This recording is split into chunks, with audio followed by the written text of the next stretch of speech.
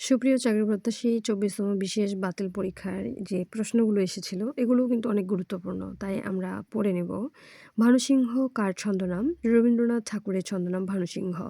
সাম্য গ্রন্থের রচয়িতা বঙ্কিমচন্দ্র চট্টোপাধ্যায়। কোন গ্রন্থটি ইয়াকুব আলী চৌধুরী প্রণীত? মানব মুকুট। সিকান্দার আবু জাফর সম্পাদিত পত্রিকাটির নাম হলো সমকাল। ফণিমনসা কাব্যের রচয়িতা কাজী নজরুল ইসলাম। বীরবলে হালখাতা গ্রন্থটি কোন ধরনের রচনা? এটি প্রবন্ধ রচনা। বাংলা একাডেমির আঞ্চলিক অভিধান সম্পাদনা করেছিলেন মুহম্মদ শহীদুল্লাহ। সনেটের কটি অংশ? একটি সনেটে ১৪টি লাইন রয়েছে। ১৪টি লাইন বিশিষ্ট কবিতাকে বলে সনেট। আর এই সনেটের প্রথম ৮ লাইনকে বলে অষ্টক, আর শেষের ৬ লাইনকে বলে শতক। সনেটের অংশ হলো দুটি, আর এই অংশগুলো হলো অষ্টক আর শতক।